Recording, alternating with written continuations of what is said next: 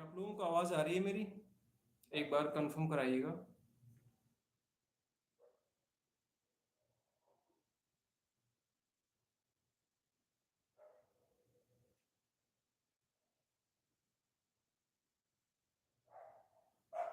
Hello Sachin भाई, कैसे हैं आप? आवाज़ आ रही है क्या मेरी? सतीश शर्मा जी, कैसे हैं आप सर? जो लाइव हैं प्लीज़ एक बार मेरे लाइव को लाइक कर दीजिएगा। सचिन भाई थोड़ा टाइम दीजिएगा, आप जाइएगा नहीं, कुछ समय दीजिएगा। आवाज़ आ रही है जी। और बताइए कैसा चल रहा है?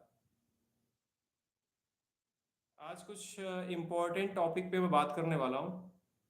सो थोड़ा सा टाइम जरूर दीजिएगा, ज़्यादा देर तक मैं रहूँगा नहीं।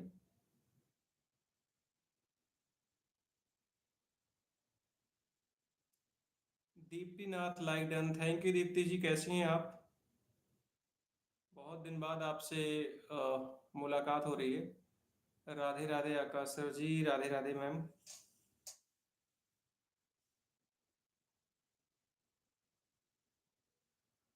लाइव सेशन को लोगों के साथ शेयर कर दीजिएगा जो लोग जुड़ना चाहें। मैं बहुत ही इम्पोर्टेंट टॉपिक पे बात करने वाला हूँ। आवाज़ तो आ रही है ना सबको प्रॉपर?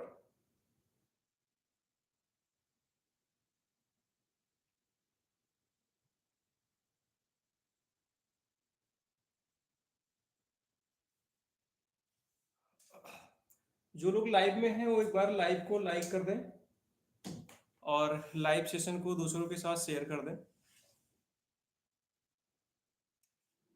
हाय नीता जी, कैसी हैं?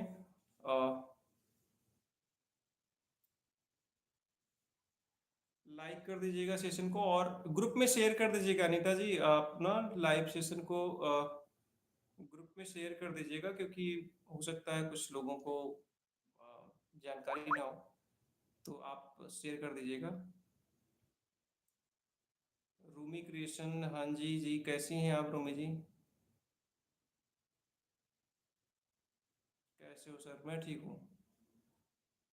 Like done, thank you Rumi ji. अ, चलिए हम अपने टॉपिक पे बात कर लेते हैं।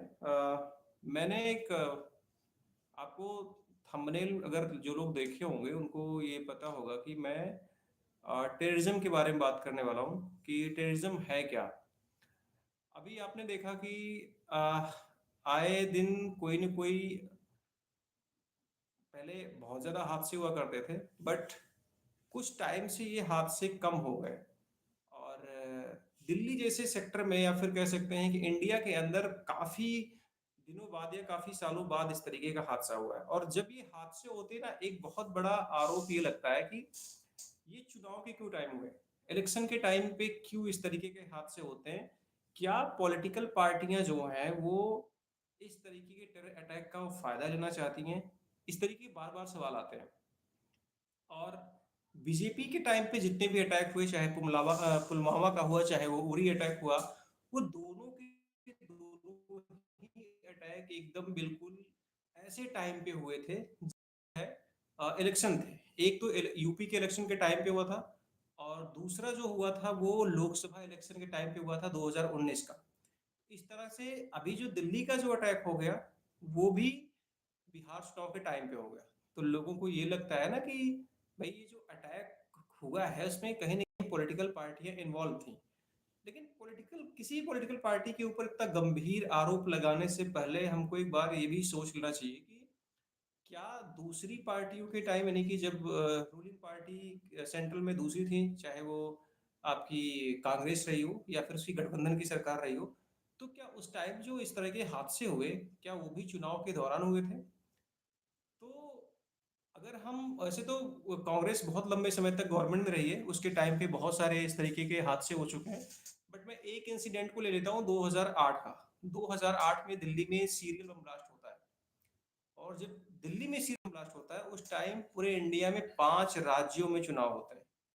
और उसके बाद जो है 2008 में ही 26/11 का हमला होता है, जो कि भारत में बहुत बड़ा हमला होता है। लगभग 130 लोगों से ज्यादा लोग मारे जाते हैं। और ये ताज होटल में अटैक होता है, ओबराय होटल में अटैक होता है, ये कह सकते हैं कि उसमें बहुत ही हाई फाई सोसाइटी के लोग मारे जाते हैं। और इस हमले की वजह से होता क्या है कि जो है, जब इसके अगर आप वो देखेंगे डेट टाइम इसका चेक करेंगे तो 2009 में लोकसभा का चुनाव होता है। 2009 के लोकसभा चुनाव में फिर से कांग्रेस गवर्नमेंट रिपीट करती है। अगर हम ये बीजेपी गवर्नमेंट के ऊपर आरोप लगाते हैं कि भाई ये जो हादसे हुए, चाहे वो दिल्ली में हो रहा हो, चाहे वो उरी का अटैक हुआ हो, चाहे वो पुलवामा का अटैक हुआ हो, वो पॉलिटिकल दृष्टि से देखें कि नहीं उसमें कोई पॉलिटिकल पार्टी इन्वॉल्व है, उसका फायदा लेना चाहती है, तो फिर ये हमको समझना पड़े चाहिए कि भाई जो पुरानी पार्टियां थी, जो रूलिंग पार्टियां थी, उनके भी कार्यकाल के दौरान जो हमले हुए वो भी किसी न किसी चुनाव के टाइम पे हुए थे। तो ये बिल्कुल नहीं कहा जा सकता है कि कोई पार्टी इस तरह की घटनाएं करवाती हैं।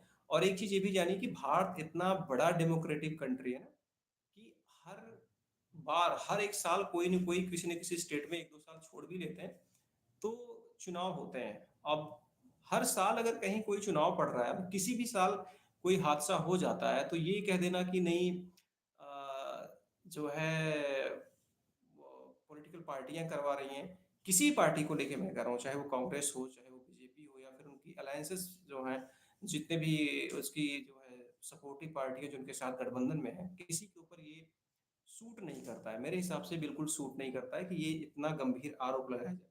अब प्रेजेंट टाइम में क्या है कि लोग इसका राजनीतिकरण कर देते हैं अपने फायदे के लिए, क्योंकि जब तर्क ना रहे तो कुतर्क कर लो। और जब भी एक चीज और नोटिस किया होगा, जब भी कोई एक हमला होता है, जब भी कोई इस तरीके की घटना होती है, तो एक चीज आपने और नोटिस किया होगा, एक चीज आपने नोटिस ये किया होगा कि जैसे ही हमला होता है कुछ लोग आ जाते हैं कि ये कहने लगते हैं कि गरीबी की वजह से, बेरोजगारी की वजह से इस तरीके के हमले होते रहते हैं। अब आप ही खुद बताइए, क्या गरीबी इतनी बड़ी वजह हो सकती है कोई हथियार उठा ले? आप बहुत सारे गरीबों को देखते होंगे।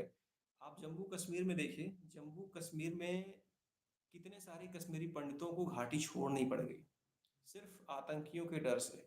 माइक से अनाउंस किया गया कि यहाँ से आप छोड़ के चले जाओ। आखिर उन्होंने तो मजबूरी में कोई हथियार नहीं उठाए। तो ये कहना कि गरीबी और पुअर्टी ही जिम्मेदार है। अब इस वाले हमले में अगर आप देखोगे जो दिल्ली में हुआ है, उसमें जितने भी पकड़े गए हैं सारे के सारे डॉक्टर हैं। तो क्या ये जो डॉक्टर हैं ये सारे गरीब हैं?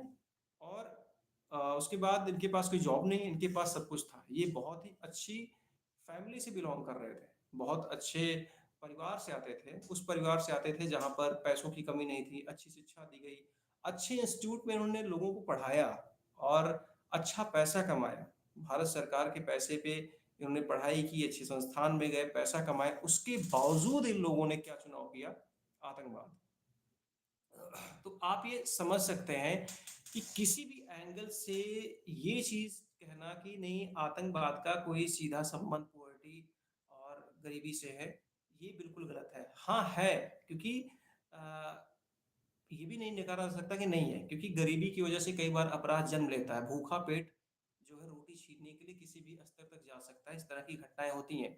लेकिन सिर्फ उसी पे सारा ठीकरा फोड़ देना कि नहीं गरीबी ही कारण है, ऐसा नहीं है। सारे गरीब इस तरीके के काम नहीं करते हैं, कुछ लोग हैं जो इस तरीके के काम करते हैं। दूसरी चीज ये है कि एक और आता है कि इस हमले में कि धर्म को एंगल बनाया जाता है, कि जैसे ही कोई विशेष धर्म के समुदाय के लोगों का नाम आता है, कुछ लोग आ जाते हैं कि टीवी डिबेट में कि नहीं नहीं टेररिज्म हैज नो रिलीजन, आतंकवाद का कोई धर्म नहीं होता है। तो सबसे बड़ी तो ये बात होती है कि भाई आप कह क्यों रहे हैं?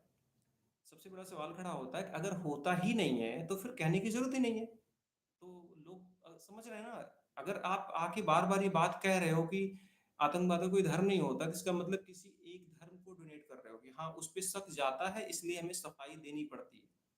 अगर शक उस पर नहीं जाता तो हमें सफाई नहीं देनी पड़ती। अगर हमें सफाई बार बार देनी पड़ रही है कि नहीं फला जो है कम्युनिटी का कोई संबंध नहीं इससे है, तो फिर हम मान लेते हैं। लेकिन एक चीज और नोटिस करने वाली है कि अगर हम ये कहते हैं कि चलो आतंकवाद का कोई धर्म नहीं होता है, मान भी लेते हैं नहीं होता है, तो एक बार जितने टॉप मोस्ट टेररिज्म या टेररिस्टों के संगठन हैं, उनके नाम ढूंढ लीजिए और उनको देख लीजिए कौन लोग हैंडल कर रहे हैं, कौन लोग ऑपरेट कर रहे हैं, आपको पता चल जाएगा। मैं ये नहीं कह रहा हूँ कि सिर्फ कोई एक ही धर्म इन्वॉल्व है, लेकिन बार बार अगर किसी का नाम आता है तो जाहिर सी बात है सवाल तो खड़ा होता है। और कई बार तो ये देखा गया है कि जैसे ये हादसे हो जाते हैं, आप उस कम्युनिटी से जाके पूछेंगे तो या तो उस पे कोई जवाब नहीं देंगे वो लोग, या फिर उससे मुकर जाते हैं, या फिर गोल गोल घुमाएंगे। दूसरी एक चीज़ देखने को मिलती है, जब ऐसी किसी आतंकी का कोई जनाजा निकलता है तो उसमें बहुत सारा भीड़ आ जाती है। तो ये एक चीज़ देखने को मिलता है कि भाई अगर इस तरीके की बात नहीं तो फिर ऐसे लोग कहाँ से आ जा रहे हैं। तो ये कहना कि आतंकवाद का धर्म नहीं होता है, सही भी है, लेकिन उसको जिनके ऊपर आरोप लगता है उनको इसके बारे में एक मजबूत सफाई देनी पड़ेगी कि हाँ, इस तरीके की चीज़ें नहीं होती हैं। अगर आप उस पे सफाई नहीं दे पाते हो, तो फिर बार-बार आप लोग ब्लेम करेंगे। क्योंकि देखिए जिसके ऊपर आरोप लगता है सफाई तो उसी को देनी पड़ती है, कि और मजबूत सफाई देनी पड़ती है। आप ऐसे गोल-गोल नहीं घुमा सकते हो, सिर्फ ये कहने से काम नहीं चलेगा कि आतंकवाद का धर्म नहीं होता है। आप इसे प्रूव करके दिखाओ, क्योंकि बहुत सारे लोगों को देखने अब शक कैसे होता है, जैसे अब कोई आतंकी हमला हो गया, कोई बात करने जा रहा है उसके विषय में, उसकी कम्युनिटी से, तो लोग बात ही नहीं करना चाहते हैं। तो लोगों को शक और ज़्यादा गहरा होने लगता है कि नहीं, कुछ तो है गड़बड़, इसलिए लोग भगते हैं इस चीज़ से, इस सवाल से भगते हैं। तो ये उनकी कम्युनिटी की ज़िम्मेदारी बनती है कि वो आके इस चीज़ पे जवाब दें कि नहीं, सच में आतंकवाद का कोई धर्म नहीं होता है और सभी धर्म जो है वो मानवता के बारे में सोचते हैं, सभी लोग मानवता को आगे ले जाना चाहते हैं। और साथ में अभी जो दिल्ली में एक हमला हुआ है ना, जो दिल्ली का हमला हुआ है उसमें आपने देखा कि जितने हैं सारे डॉक्टर हैं, पढ़े लिखे हैं। और सबसे बड़ी बात है कि हमेशा ये कहा जाता था कि अशिक्षा इसको जन्म देती है। जो क्राइम है वो अशिक्षित लोग ज़्यादा करते हैं।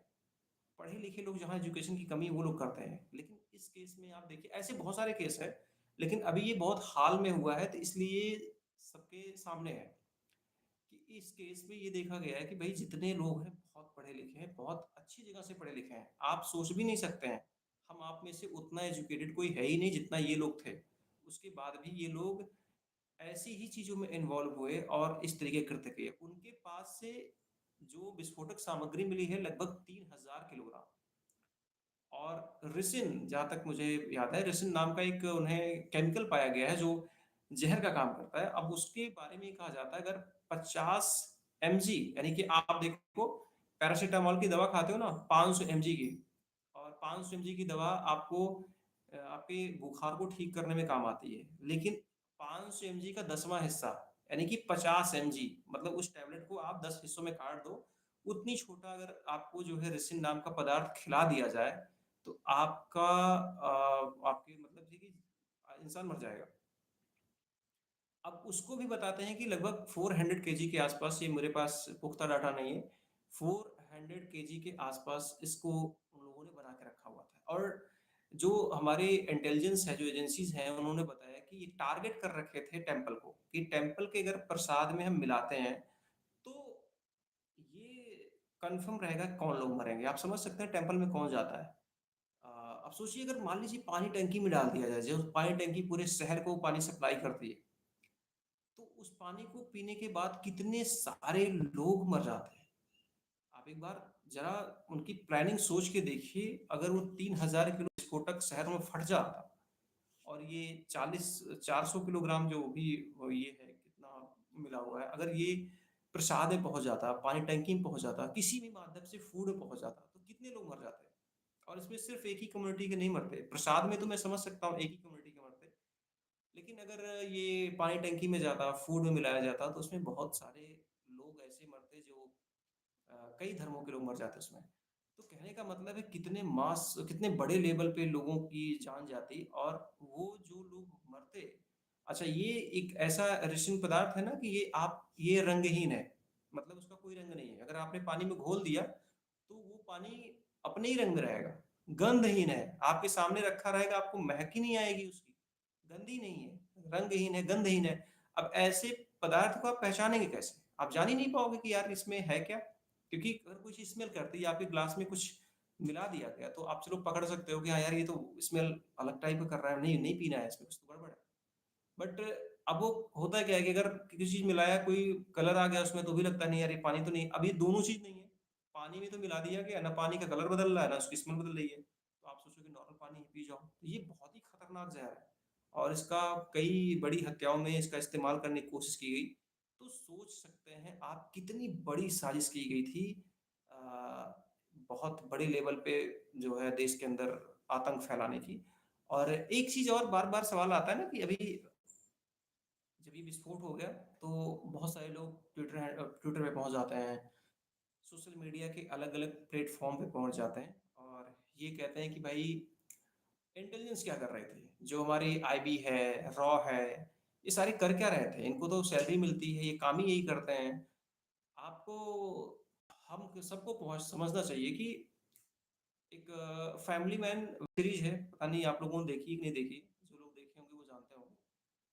उस वेब सीरीज़ में एक डायलॉग है कि भई आतंकी अगर 1000 बार अपना कोशिश करता है कहीं पे हिंसा फैलाने की, तो उसे सिर्फ़ एक बार सफल होना पड़ता है। लेकिन एक जो है इंटेलिजेंस को हर बार सफल होना पड़ता है। कितनी टफ जॉब है। मतलब कि अगर आतंकी बार-बार कहीं पे हिंसा फैलाने की कोशिश कर रहा है, तो उन्हें हर बार उनको रोकना होता है। अगर एक बार मिस कर गए, तो उनका जो हज़ारों बार रोक रखे हैं, 9,999 बार, वो धरा का धरा रह जाएगा। एक असफलता पे उनके ऊपर हज़ारों सवाल खड़े हो जाते हैं। तो कहने का मतलब ये है कि बहुत टफ जॉब है। लेकिन अब ये जो मैटर हुआ ना, इसमें बहुत सारे लोगों ने एक सवाल खड़ा कर दिया कि भई क्यों नहीं रोक पाए? वो विस्फोट क्यों नहीं आपको पता है कि अगर उन्होंने 3000 किलोग्राम विस्फोटक को पकड़ लिया, 400 किलोग्राम रेसिन को पकड़ लिया, तो ये इंटेलिजेंस की फेलियर नहीं है। अगर सोचिए ये सारे इंटेलिजेंस की फेलियर होती ना, तो ये सब सारे काम कर गए होते तो क्या होता? तो फिर आखिर होता क्या? अगर पूरे इंटेलिजेंस का ये फेलियर होता, हाँ, वो एक चीज़ ये भी है कि जहाँ पे विस्फोट हुआ ना, दिल्ली के जिस एरिया में हुआ जो है, रेड फोर्ट के पास, वहाँ पे एजेंसीज़ की गतिविधि बढ़ी हुई थी। उन्हें डाउट था कि यहाँ पे कुछ तो गड़बड़ होने वाला है, बट वो मिस कर गया उनसे। लेकिन ये बहुत बड़ा अचीवमेंट है कि पूरे शहर में बहुत बड़ी लेवल पे लोगों को मरने से उन्होंने बचा लिया और कितना बड़ा साजिश का पर्दाफाश किया। तो ये कह देना कि नहीं इंटेलिजेंस का फेलियर है, ये मेरे हिसाब से कहीं भी अ, सटीक नहीं बैठता है। ये मेरे हिसाब से कहीं भी ये नहीं लगता कि नहीं ये जो बोला जा रहा है वो बिल्कुल सही है और हमको सपोर्ट करना चाहिए ऐसे टाइम पे। अब एक चीज़ आपने और चीज़ देखा होगा जब जब भी इस तरह की घटनाएँ आती हैं जैसे मैंने कहा कि बहुत लोग टीवी डिबेट में आ जाते हैं ये बताने के लिए कि नहीं आतंक का कोई डर नहीं होता है। बहुत लोग टीवी डिबेट में बैठ बताने लगते हैं कि एजेंसीज़ कैसे काम कर रहे हैं। बहुत लोग आ जाएँगे ये बताने के लिए कि भाई नहीं अगर ये हादसे चुनाव के टाइम हो रहे हैं, तो ज़ाहिर-सी बात है कि चुनाव के टाइम पे अगर ऐसे हुए हैं तो कोई न कोई पॉलिटिकल पार्टी इसमें इन्वॉल्व है। तो अब इसमें से बंदे याद आते हैं। अभी मैंने एक ट्वीट देखा था इस हादसे के बाद ध्रुव राठी का, बहुत चर्चित नाम है आप लोग जानते होंगे। ध्रुव राठी को इससे कोई दिक्कत नहीं है कि इंडिया के रेड फोर्ट पे बम फट गया। लोग मर गए, उनका परिवार जो है बिल्कुल गार्जियन से जो है बेदखल हो गया, यानी कि उनके गार्जियन नहीं रहे। परेशान है, एजेंसीज़ परेशान है, भारत सरकार परेशान है, लोग डर में हैं कि कहाँ-कहाँ ये लोग फैले हुए हैं। इससे उस बंदे को कोई मतलब नहीं है। वो ट्वीट क्या करता है, एक सौर शायद मूवी का नाम है, उसकी एक क्लिप है अ अ, एक एक्टर की शायद मेनन करके नाम है उनका। वो क्लिप लोग बार-बार चलाते हैं कि ये आतंकी नहीं है, आतंकी के बच्चे हैं, इस तरीके की कुछ क्लिप है उनकी और उसको टैग करते हुए लिखता है कि ये बार-बार जो ये क्लिप चला देते हैं, ये ठीक नहीं है। आप सोचिए कि आप देखो कि अ, जो है हाँ, ये लिखा हुआ है after every terror attack the same toolkit gets achievement. तो ये कहना है कि जो टूलकिट गैंग है, उसके हिसाब से जो टूलकिट उन्होंने बना रखी है, हर अटैक के बाद यही चीज़ पोस्ट कर देते हैं। उसका पूरा अगर मैं बताऊँ मतलब क्या है उसने जो लिखा है कि जब भी कोई ऐसा हादसा होता है, तो जो टूलकिट गैंग है, इस तरीके की पोस्ट डालने वाला, वो यही अटैक कर देता है। वही बिल्कुल पोस्ट कर देता है कि नहीं ये ना आतंकी के पिल्ले हैं, आतंकी के बच्चे हैं, जो उस फ़िल्म का डायलॉग है, वही चिपका देते हैं। मतलब आप सोचो यार कि मतलब इसको ये नहीं समझ आ रहा है कि इतना बड़ा आतंकी हमला हुआ, इतने पढ़े-लिखे लोग ऐसी घटनाओं में इन्वॉल्व हैं और आप इस चीज़ को जस्टिफाई कर रहे हो। मतलब कि कोई फ़र्क ही नहीं पड़ रहा है। आप फ़िल्मी डायलॉग आप लाके चिपका रहे हो। नहीं, नहीं, ये खुद ही मानसिकता के गड़बड़ आदमी है। ये लोग आके इस तरह की चीज़ें कर देते हैं। मतलब लेकिन अभी उसे दिल्ली पे ज्ञान देना हो पॉल्यूशन के बारे में, तो इतना ज्ञान देगा, इतना ज़्यादा ज्ञान देगा कि बहुत सारे लोग ऐसे हैं कि पॉल्यूशन को लेके कहेंगे कि नहीं दिल्ली में पटाखे फट पॉल्यूशन बढ़ रहा है, बढ़ तो रहा ही है। पॉल्यूशन तो दूसरी चीज़ें बढ़ रहा है। हम जिस स्तर पे रोक सकते हैं रोकें। केके मेनन जी, जी, जी, बिल्कुल केके मेनन की बात कर रहे हैं आप। थैंक यू फॉर मुझे याद नहीं आ रहा था। जी, केके मेनन की हम बात कर रहे हैं। तो अब दिल्ली में पॉल्यूशन बढ़ रहा है यार। अब सोचो कि दिल्ली में पॉल्यूशन बढ़ने का रीज़न सिर्फ़ पटाखे नहीं है एक दिन के। हाँ, उस दिन ज़्यादा हो जाते हैं। लेकिन अब उससे कहना है कि कुत्तों को डर, अरे कुत्तों को यार कुत्तों के चक्कर पड़े हो। आपको पता है कि इंडिया की सिर्फ़ दिल्ली में लाखों जानवर काट दिए जाते हैं। सिर्फ़ लोगों की जीभ का स्वाद जो है मिटाने के लिए। लोग अपने टेस्ट को फ़ील करने के लिए लाखों जानवरों को मार दे रहे हैं, उनको घर में बैठे कुत्ते से प्रेम है। आप सोच लीजिए, हर एक घर में गाय का दूध ज़रूरी है। कुत्ते का दूध कोई नहीं पीता है, लेकिन मुझे नहीं लगता है कि मोस्टली फैमिली कुत्तों को पालना ज़्यादा वाजिब समझती, गाय को नहीं। आप सड़क पे देख लो गायों को कैसा इस्तेमाल होता है। हालात ये हो गए हैं गाय एक जो है ना कह सकते हैं कि जैसे धन उगाने का प्रोडक्ट हो गई हो। वो बिल्कुल धन उगाने का प्रोडक्ट हो गई और कुछ नहीं है। गाय अगर दूध नहीं दे रही है, तो लोग कुत्ते को सहला-सहला के अपने घर में पाल लेंगे, लेकिन गाय को सड़क पे छोड़ देंगे उसको कि जाए वो खाए, पिए, मर जाए। मैं अपने पास नहीं बात की, उसको जब दूध नहीं देगी, मैं नहीं दे पाऊँगा। मैंने तो ये हालात देखे हैं दूध निकालने के लिए करते क्या है कि अगर सपोज़ करिए कि गाय का बछड़ा या भैंस का बछड़ा मर गया, तो उसकी ना चमड़े को निकाल देते हैं और उस चमड़े के अंदर भूसे को भर के बछड़े का आकार देते हैं, उसके सामने खड़ा कराते हैं, जिससे उसके अंदर ये फ़ील आए कि ये मेरा बच्चा है और वो अपने थन में दूध ले आए। हम इस सिचुएशन में पहुँच गए हैं और हम बात करते हैं पटाखों से जानवर मर रहे हैं।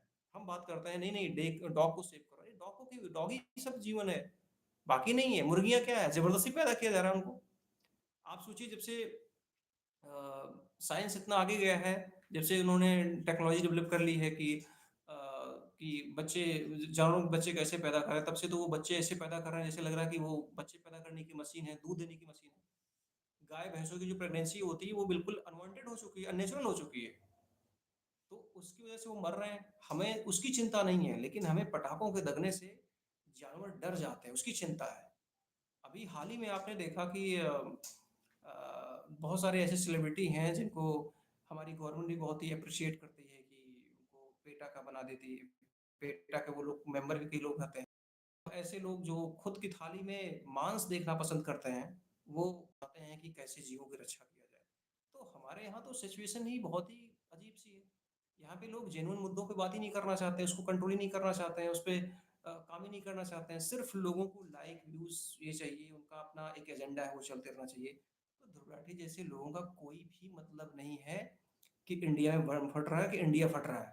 वो तो ऐसे लगता है किसी कभी-कभी तो उसको देख के ऐसे लगता है किसी पार्टी का प्रवक्ता टाइप में बात करता है, उन्हीं की बातें करता है और अब देखिए हमारे पास ना बहुत सारे मुद्दे हैं उठाने के लिए जैसे अभी हम अगर ऑपोजिशंस की बात कर लें तो उनके पास एथेनॉल को लेके बहुत बड़ा मुद्दा है कि जिस तरीके से गवर्नमेंट ने एथेनॉल को 20% किया हुआ है जो उन्होंने टारगेट 2030 रखा हुआ था वो टारगेट इन्होंने अचीव कर लिया है 2025 में ही और उसके बाद पेट्रोल में एथेनॉल को 20% कर दिया गया ये भी नीति आयोग की रिपोर्ट है कि एथेनॉल के यूज से गाड़ियों के इंजन के पार्ट्स खराब हो रहे हैं और गाड़ी का एवरेज कम हो रहा है लेकिन आप पेट्रोल के रेट में कोई गिरावट नहीं लेकिन इस मुद्दे पर कोई बात ही नहीं करता है कोई बात नहीं मजबूती से कौन बात करता है रोजगार के ऊपर कौन मजबूती से बात करता है लेकिन हमारी पॉलिटिकल पार्टियां भी इस तरीके की बातें कर जो जेन्युइन मुद्दे को उठाती ही नहीं है और ऐसे ऐसे मुद्दे उठा देती हैं कि समझ ही नहीं आता है तो ये हमारे सामने ना बहुत बड़ी प्रॉब्लम है और जो टेररिज्म को लेके दिक्कत है ये ऑल वर्ल्ड दिक्कत है आप देखिए जितने देशों ने अपने यहाँ शरणार्थियों को बुलाया जो भी यूरोपियन कंट्रियां हैं वहाँ की हालात बहुत ही ज़्यादा खराब है बहुत ही ज़्यादा खराब है तो बस यही है कि अगर देखिए आतंक से खतरा सिर्फ जिस धर्म के लोग कर रहे हैं ये सब उनके अलावा दूसरों को नहीं उनको भी उतनी खतरा है जितना दूसरे धर्म के लोगों को खतरा है उनसे उतना उनको भी है क्योंकि आप ऐसे एरिया में चले जाइए जहाँ पर सिर्फ मुस्लिम कंट्री है वहाँ भी टेररिज्म है और वो किनको मार रहे हैं वो अपने लोगों को मार रहे हैं तो वहाँ पे क्या ही करेंगे तो ये कह देना कि नहीं टेररिज्म से सिर्फ एक ही किसी दूसरी कम्युनिटी को नुकसान हो रहा है एक को नहीं हो रहा जो कर रहा है। तो मुझे नहीं लगता कि ये सच है। बाकी सभी लोग जानते हैं हकीकत क्या है, कि टेररिज्म का धर्म है कि नहीं है, टेररिज्म कौन लोग कर रहे हैं, क्यों कर रहे हैं, उनकी मंशा क्या है, इसके पीछे क्या सोच है, तो वो सभी लोग जानते हैं। तो किसी का कोई क्वेश्चन है तो पूछ सकता है।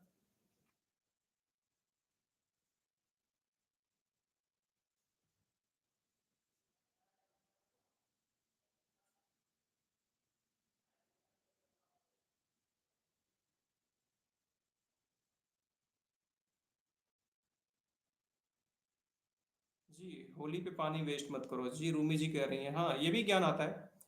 भाई होली पे पानी वेस्ट ना करो, पानी केवल होली पे थोड़ी नहीं वेस्ट होता है, पानी तो जब बकरीद आती है, जब जानवर को काटा जाता है, नालियों में ब्लडी ब्लड रहता है, तब भी पानी गिरता है। तो ऐसा नहीं है कि सिर्फ उसी टाइम होता है। पटाखों से सिर्फ दीपावली का नहीं पोल्यूशन होता है, न्यू ईयर को भी पोल्यूशन होता है भाई। 25 अभी दिसंबर आ रहा है, उस दिन पोल्यूशन होगा। क्रिसमस डे मनाया जाएगा, बहुत सारे पटाखे लगेंगे। तो ये सिर्फ जो सिलेक्टिव चीजें हैं वो बिल्कुल ठीक नहीं है।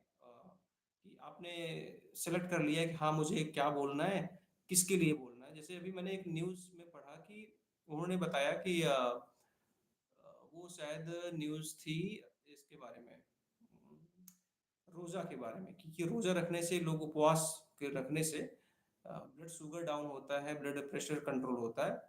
अब वहीं पे जब करवा चौथ की बात आती है, उसके उपवास की बात आती है, तो उसको लेके ये कहा जाता है कि एक ऐसी थिंकिंग है कि महिलाओं को बिना पानी के रहना पड़ता है। तो कहने का मतलब है कि एक चीज को अलग सेलेक्ट कर लिया गया है, इस पे अलग ओपिनियन दिया गया है, दूसरे को लेके अलग ओपिनियन दिया जा रहा है। तो कहीं से भी ये मेरे हिसाब से बिल्कुल ठीक नहीं है। और अगर न्यूज एजेंसियां ऐसा काम करें तो लोगों को बांटने का ही काम कर रही हैं।